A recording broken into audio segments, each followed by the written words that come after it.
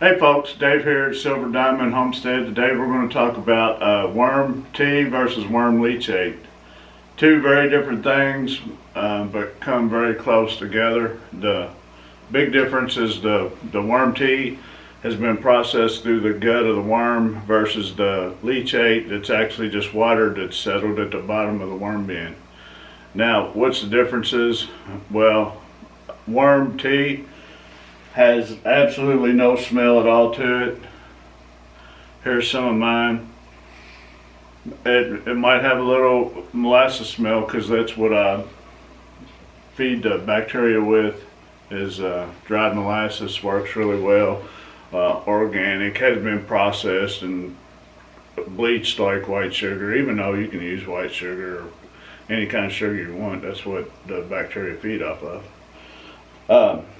The leachate, it actually has a foul smell. You don't really want that keep that in the house and stink up the place. Leachate also actually has toxins in it that's, you're not supposed to eat it directly after you put it on the plant. If you choose to use the leachate, I haven't used it because my worm bins, I don't ever let them get so wet that there's water running at the bottom of them. I keep them sprayed every day or every other day, and the water never actually builds up at the bottom, but it still stays very moist, which I think promotes a happier worm environment. So now we talked about the differences. If you're interested in making worm tea, guys, it's super simple, and it'll save you a super ton of money on your fertilizer. All you need is a bucket, aerator, and you can get those at Feeder Supply, Walmart, 10-15 bucks at the most, and worm castings, and then you need a sugar source, which like I just said, I use the dried molasses. And basically, here's my bucket of tea. Actually, it's just a bucket of water right now. I got my little cheap Feeder Supply aerator. It's been working out real good. I probably could have a little bit bigger one, and I'll probably get one of those in the future, but it bubbles pretty good. You can see how good, I mean, it's bubbling, pretty daggone good. Now the only thing left is I'll take some of my dried molasses I got in the cup and just pour down there, and it'll dissolve. And just give it a minute or two. Put in a handful of castings. Now you can get those screen bags or fruit bags that when you make jelly and all that, and put it in if you don't want particles in your water or your tea. You can see this has been sitting here for a minute, some of that worm, but that's great. That's extra fertilizer down there at the bottom.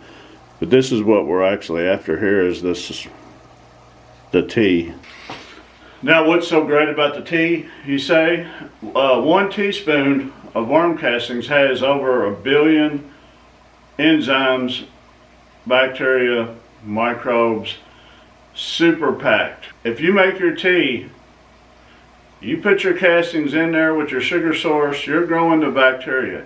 Now, tomorrow, I'll take this and I'll use 75% of it to water my plants down here in the grow room, and then I'll add more water, more sugar, and theoretically I'll never have to add any more castings because I'll just continuously be growing all these great powerful bacteria, enzyme, nutrients, although I freshen it up at least once a week with castings, just because I have quite a few and it don't hurt me.